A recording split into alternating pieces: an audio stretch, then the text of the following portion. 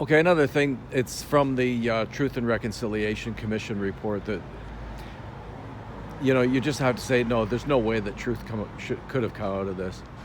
The first thing is that there was a financial incentive to exaggerate or fabricate stories. And the other is that nobody was cross-examined.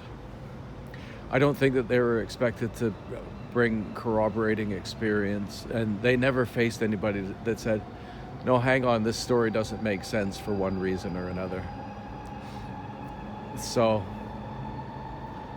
that's nonsense. And because of a lot of things changed because of the Truth and Reconciliation report, it's regarded as a sort of a foundational document in Canada, really an important one. And if it was a legal proceeding or a piece of history, there's just no way that it would stand up in law, because the witnesses had the financial incentive and weren't cross-examined, and as history because the people that are running it don't want anybody to question it. Yeah, and you don't arrive at the truth in this way. You arrive at the truth by getting hopefully reasonable people sitting on both sides of an argument and hashing it out. And they've got things like they're trying to push forward a residential school denial law that could wind you up in jail for 2 years for what I'm doing here. According to if you look it up, residential school denialism laws, what I'm doing here, I think pretty definitely would land me in jail or downplaying what happened in the residential schools. Right?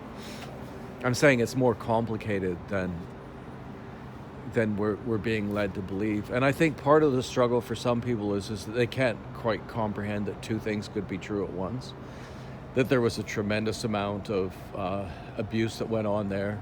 There's a lot of trauma. But at the same time, there was also a lot of good. There were a lot of good intentions there. There was a lot of good people.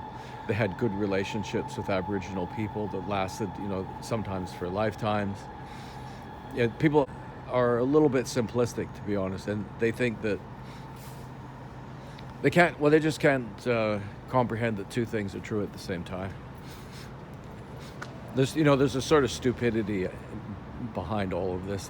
The way that we've fallen for this, you got to admit, we must have been quite dumb. And especially when you consider, too, the amount of money that this is worth. Like, after the Kamloops story, Canada signed on to UNDRIP. And UNDRIP is just one more legal framework for ensuring that anything that happens in Canada, Aboriginal people get paid off. Because you won't be able to do anything on the traditional territory without consulting with them and, probably signing benefit sharing agreements and that kind of thing. And so it's not that. It's also settlements that have been paid out, $20 million for this. I'm sorry. I think it's like $20 billion for certain things, $10 billion for the other. They've made a ton of money off of that. And any time that people are in a position to make really billions of dollars, the UNDRIP thing alone, if that's adhered to, that's probably worth hundreds of billions of dollars.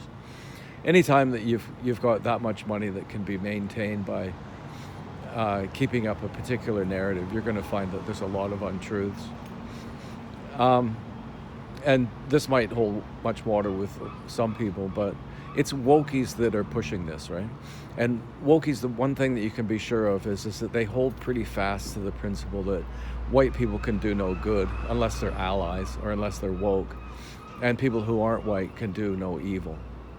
And you can see that sort of dynamic playing out here in a really, I would say, sinister and kind of diabolical way, because let me put it to you this way. If all of this attention that has been paid in Canada to abuses suffered by Aboriginal children in residential schools decades and decades and decades ago, if, let's say, half of that energy had been directed towards helping the children in Aboriginal communities who are suffering now, if we'd even put half of that energy into actually dealing with that. Because we're so focused on what happened in the past and totally ignoring what's happening now. That's virtue signaling of the very worst sort. I would say it's hypocritical as well. Yeah, so these are the things that irk me about the whole process and make me think that, no, we're nowhere near the truth. I guess another thing is the sort of questions that you're not allowed to ask, right? Might take me a little while to think of the sort of questions you're not allowed to ask. Give me a minute.